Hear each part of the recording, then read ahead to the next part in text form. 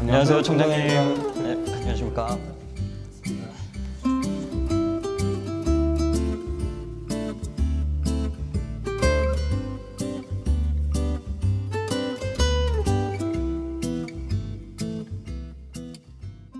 안녕하세요, 청장님. 저는 대학생 정재민입니다. 예, 안녕하세요. 반갑습니다. 저는 같은 과 친구 한영재입니다. 예, 반갑습니다.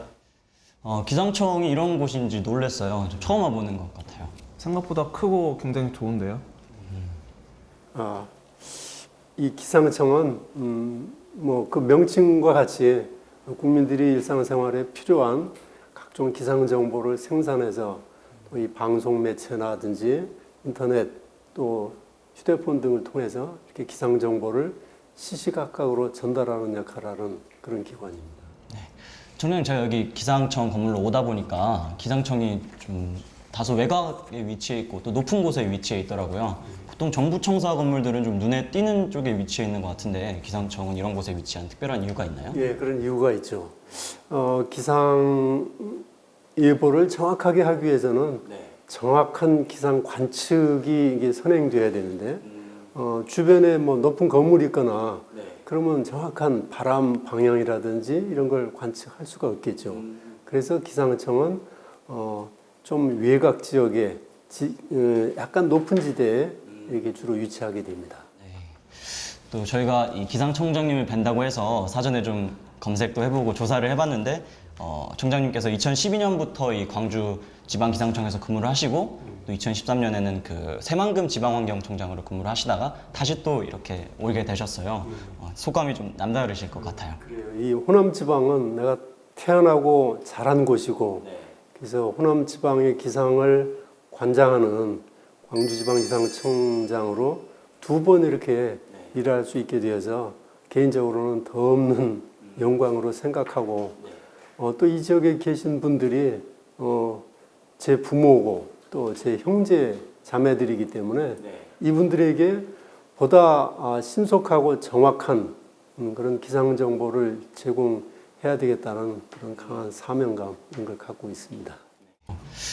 기후라는 게 워낙 이렇게 변화무쌍하고 또 예측하기가 어렵잖아요.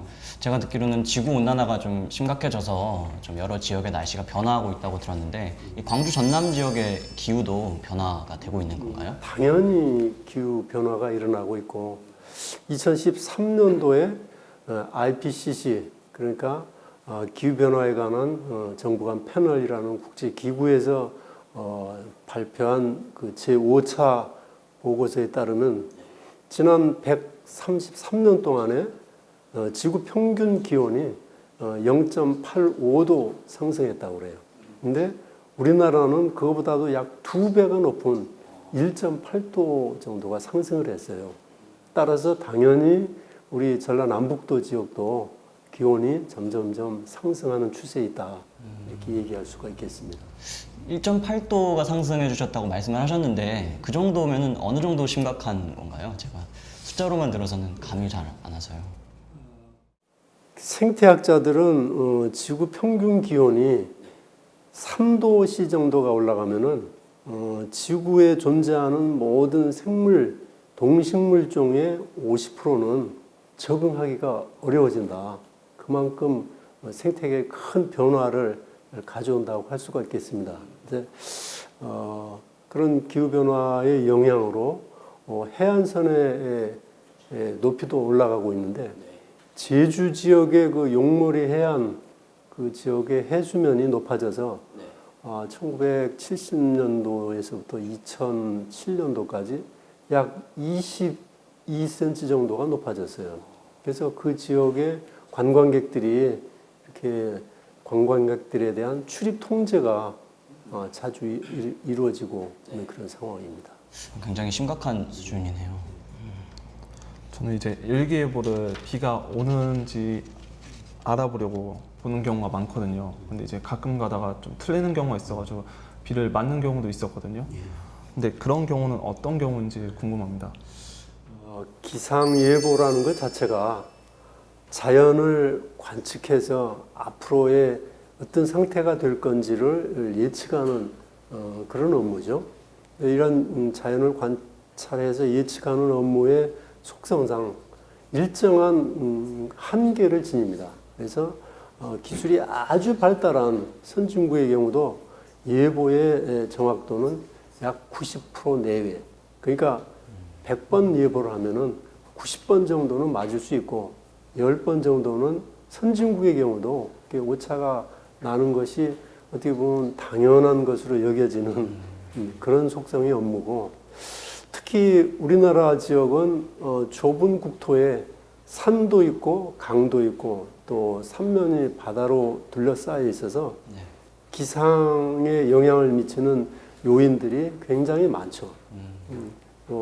특히 여름철의 경우는 아주 좁은 지역에 아주 짧은 시간 동안에 이렇게 내리는 소나기, 국지성 소나기 같은 거는 현대의 과학기술로도 아주 정확하게 이걸 예측하는 것이 굉장히 어려운 그런 일이라고 할 수 있겠어요. 그러면 정확하게 예보를 하기 위해서 기상청에서는 어떤 노력을 기울이고 계신가요? 우리 기상청에 근무하는 모든 예보관들은 좀 더 정확도 높은 예보를 생산하기 위해서 부단한 노력을 기울이고 있습니다. 예보관 과정이라는 예보관 업무 수행에 필요한 집중적인 그런 교육을 수료하기도 하고, 또 우리 지역에서 일어나는 과거의 위험기상 사례들을 끊임없이 분석하고 그리고 또 모의 훈련을 하고 이런 과정을 거치고, 또 경우에 따라서는 미국이나 영국 같은 기상 선진국에 이렇게 파견해서 해외 기술을 연마하는 등 예보 역량 향상에 꾸준한 노력을 기울이고 있습니다. 말씀해 주신 것처럼 이렇게 기상 관측을 위해서 이렇게 힘을 써주고 계시는데요. 저희가 앉아서 이렇게 이야기만 듣다 보니까 좀 기상 관측을 할 때 어떤 장비를 쓰시고 또 어떻게 사용을 하시는지 되게 궁금해요. 한번 둘러봐도 될까요? 둘러봐도 되죠. 네. 네, 청장님, 여기는 어떤 곳인가요? 여기 보시는 곳이 이제 기상 관측 노장이라고 하는 곳인데요. 네네. 여기 보시는 곳은 세계 기상 기구가 권고하는 표준 규격에 맞게 이렇게 설치가 되어 있고, 이 바닥에 이렇게 잔디가 식재되어 있는 거는 이 풀밭 위에서 기상을 관측할 때 가장 정확한 값을 얻을 수 있기 때문에 이렇게 풀을 이렇게 심어 놓은 것입니다. 우선 우측에 여기 보시면은 이렇게 타워가 있고, 이것이 이제 자동 기상 관측 장치라는 것인데, 자동 기상 관측 장치요.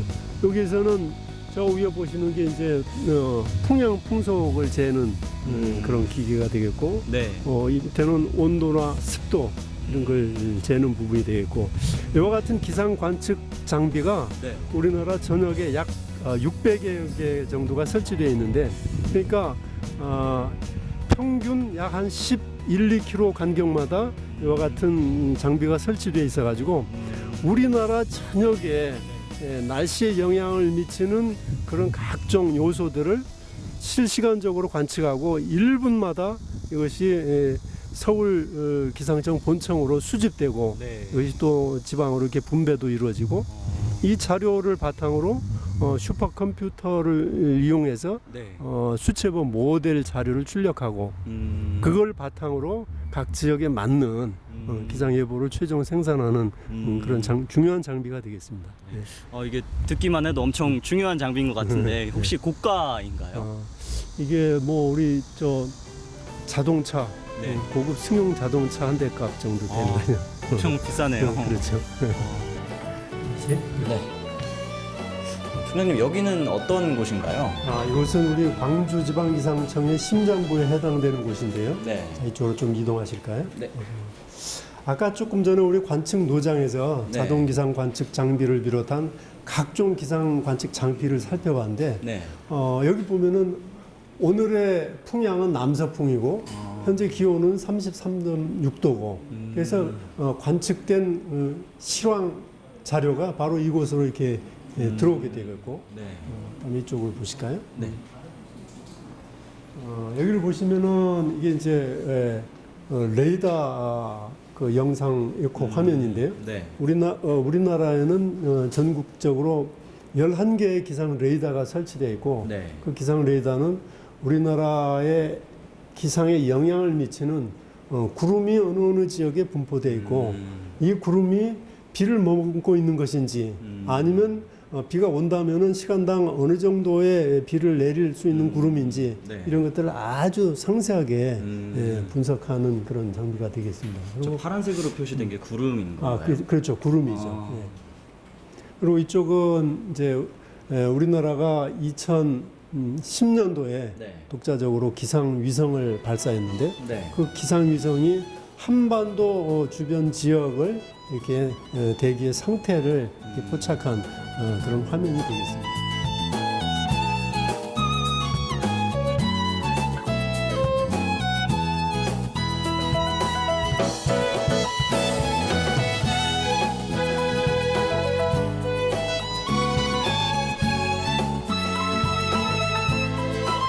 이렇게 쉴 틈 없이 돌아가는 장비처럼 청장님께서도 이렇게 쉴 틈 없이 근무를 하고 계시는데 청장님도 이렇게 때로는 날씨가 안 좋을 때면은 좀 잠을 못 이루시고 하실 것 같아요. 그렇죠. 태풍이 올라와서 이렇게 많은 비가 내리거나 또 뭐 겨울에 눈이 많이 온다든지 여름철에 그냥 집중호우가 이렇게 쏟아지는 등 기상 상태가 안 좋을 때는 퇴청을 해서 집에 가 있어도 잠을 편하게 잘 수가 없죠. 긴장이 돼서. 그렇죠. 이제 청장님의 하루 일과가 궁금한데요. 이제 아침에 일어나시면은 가장 무엇부터 확인하시는지 궁금합니다. 우선 아침에 일어나면은 스마트폰으로 그 전날에 이루어졌던 주요한 기상 상태가 어떻는지 이런 거를 확인하는 것이 이제 습관화되어 있고, 그다음에 출근하면은 그 따로 이렇게 준비해둔 기상 관련 보도 자료 이런 것들을 다 이렇게 서치하고 또 기상과 관련해서 언론에서 어떤 보도가 있었는지 또 어떤 이슈가 있었는지 이런 것들을 먼저 살펴보고 그리고 일주일에 한 번 정도는 우리 기상청에 같이 근무하는 간부 직원들과 같이 이게 티타임을 가지면서 그 주에 해야 될 중요한 일정이 뭔지 또 이런 것들을 조율하기도 하고 그렇습니다. 저희가 이 청장님을 뵈러 오기 전에 또 조사를 좀 많이 했어요. 이렇게 조사를 하다 보니까 청장님 경력 사항에 줄곧 이렇게 기상청에서 근무를 하셨더라고요. 이게 굉장히 좀 특이했는데 어떻게 기상청 그리고 기상에 대해서 언제부터 관심을 갖게 되셨고 또 이 일을 시작하게 되신 계기가 어떤 건지가 궁금해요. 농촌 지역에서 태어나가지고 어려서부터 부모님이 농사 짓는 것을 이렇게 지켜보고 그런데 이 농산일이라는 게 기상의 영향을 아주 밀접 불가분하게 받고 있는 거를 그때부터 인식을 하게 됐고 고등학교를 졸업하고 1978년도에 기상청 이제 공무원으로 처음 임명을 받고 이제 오늘까지 약 37년간 기상청에서 줄곧 근무를 하면서 이 기상 정보라는 것이 국민의 일상 생활뿐만이 아니라 우리나라 산업 경제 전반에 걸쳐서 매우 중요하다는 것을 이렇게 몸으로 체감을 하였고 또 늦은 나이에 대학원에 진학해서는 기상 정보의 사회 경제적 가치 추정과 정책 과제에 관한 연구라는 그 학위 논문을 쓰기도 했습니다. 어쨌든 그러한 과정을 거쳐서 우리나라 국민 모두가 기상에 대해서 좀 더 잘 인식을 하고 이것을 잘 활용할 때 각 개인의 일상생활 또 사업 이런 것들에 훨씬 더 많은 성과를 거둘 수 있다는 그런 걸 인식하고 있고 그래서 이런 부분들을 매우 중요하게 생각하고 여기에 대한 관심이 아주 지대하게 갖고 있습니다. 지금은 장비들이 상당히 좋은데 과거에는 좀 안 좋았다고 생각을 하고 있거든요. 과거에는 어떻게 일기예보를 예측하셨는지. 제가 1978년에 처음에 기상청 공무원이 돼서 와서 보니까 그때는 지금처럼 장비가 현대화되어 있지를 않았어요. 우리나라 전역에서 관측한 자료들을 모르스 그 통신기를 통해서 이렇게 전파를 받고 그걸 다 수집을 해서 사람이 손으로 직접 일기도를 그리고 이렇게 해서 기상을 분석하고 그랬었죠. 그런데 지금은 뭐 그런 것들이 다 컴퓨터상에서 아주 신속하게 이루어지고 있고 또 정확하게 더 이렇게 이루어지고 있기 때문에 그때보다는 예보 정확도 자체도 굉장히 많이 높아졌다 이렇게 얘기할 수 있겠어요. 총장님, 지금은 이렇게 기상 관측률이 워낙 높아졌고 또 장비가 첨단화돼서 이렇게 기상청에 대해서 크게 말이 없는 것 같은데, 제가 초등학교 때, 중학교 때는 이렇게 어르신 분들께서 비가 오는데도 좀 예측이 잘못됐거나 하면 기상청을 욕하시는 분들이 더러 계셨어요. 그런 걸 보면은 이렇게 예전에 근무하실 때 좀 힘들었던 점이나 어려웠던 점이 있으셨을 것 같은데. 그런 부분들이 많죠. 아까 모두에 얘기했듯이 기상예보는 이것은 성질상 100% 맞출 수 없는 것인데 이거를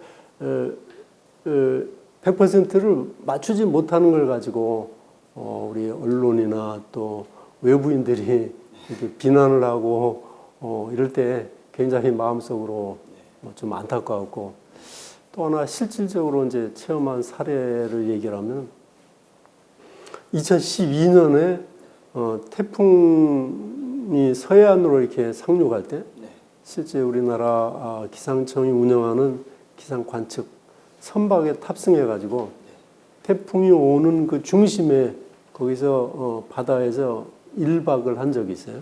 그래서 그때 이 태풍이 어느 정도 위력을 갖는지 강도가 어느 정도인지를 관측하기 위해서 그 태풍 중심에서 고층 기상 장비를 이렇게 비양을 했는데 그때 바람이 얼마나 센지 이게 뭐 사람이 날려갈 것 같이 그런 강풍을 체험을 한 바가 있어요. 그래서 기상 업무를 하는 과정이 굉장히 이렇게 위험도 따르고 때로는 어려운 그런 상황에 처할 수 있다, 이런 거를 말씀드릴 수 있겠네요. 저희가 이렇게 함부로 이렇게 기상청을 좀 이렇게 낮추거나 하면 안 될 것 같아요. 이렇게 고생을 해주시는데. 그리고 이 다른 지역에는 제가 알기로 그 기상 관련 학과가 더러 있는 걸로 알고 있어요. 하지만 우리 지역에는 이 기상 관련 학과가 1개, 2개 정도 있는 걸로 알고 있거든요.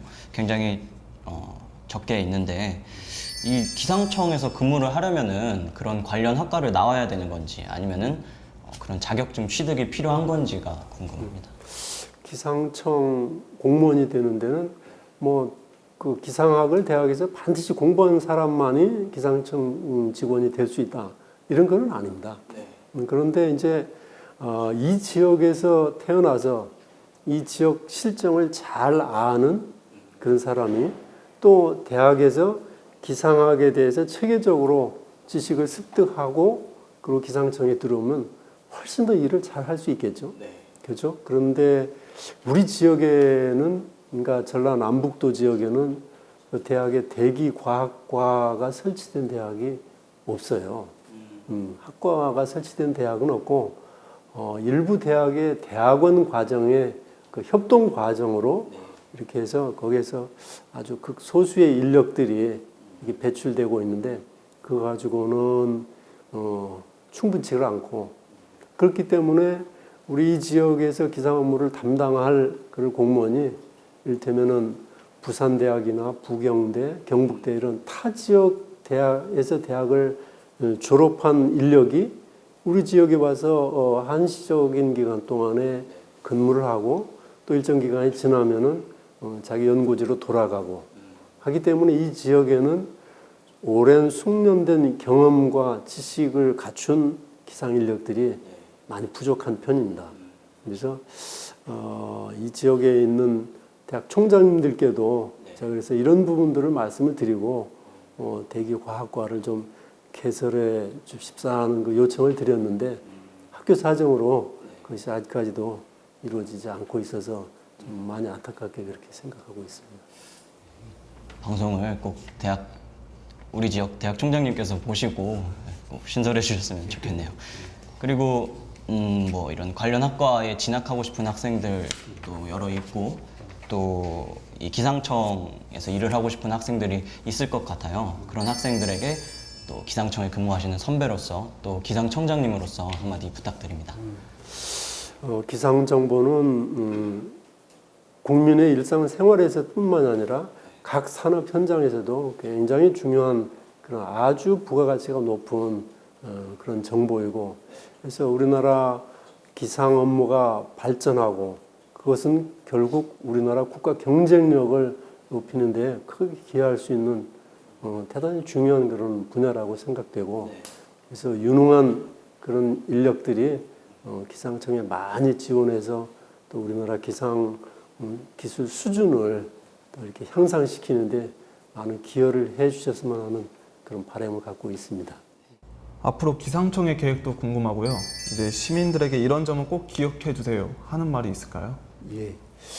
우리 광주 지방기상청에서는 정부 3.0 구현을 위해 열린 기상청, 또 일 잘하는 기상청, 국민 중심의 기상청, 깨끗하고 청렴한 기상청 등 4가지 방향을 토대로 우리 지역 특색에 맞는 다양한 기상 기후 정보를 지원하고 내외부 소통을 지금보다 더 훨씬 활발히 해 나갈 계획입니다. 그리고 우리 지역에 계시는 그런 주민들께 당부드리고 싶은 얘기는 기상 정보는 100% 정확하지는 않지만은 이것을 잘 이해하고 잘 활용할 때 내가 하고 있는 사업에 굉장히 큰 보탬이 된다. 이런 점을 충분히 이해하시고 이렇게 기상 정보를 잘 활용하는 지혜를 가져주셨으면 하는 그런 부탁을 드립니다. 저는 마지막으로 저희가 이렇게 매주 찾아뵙는 분들에게 힘들어하고 있는 지역 젊은이들에게 격려 메시지를 부탁드리고 있거든요. 한 말씀 부탁드리겠습니다. 미래는 꿈꾸는 자의 것이다 라는 말씀을 드리고 싶은데요. 네. 우리 특히 청소년들은 미래의 원대한 꿈을 갖고 이 꿈을 실현하기 위해서 매일매일 독서도 열심히 하고 매일매일 치열한 노력을 기울이는 자세가 굉장히 중요하다고 이렇게 할 수 있겠습니다. 그래서 이 지역에 있는 많은 청소년들이 그런 미래 꿈을 실현하기 위해서 열심히 노력하는 그런 자세를 가져달라는 그런 당부를 드리겠습니다. 오늘 이 자리를 통해서 청장님한테 좋은 말씀도 듣고 또 몰랐던 사실들도 알게 돼서 너무 좋았고요. 귀중한 시간 내주셔서 정말 감사드립니다. 네, 감사합니다. 감사합니다.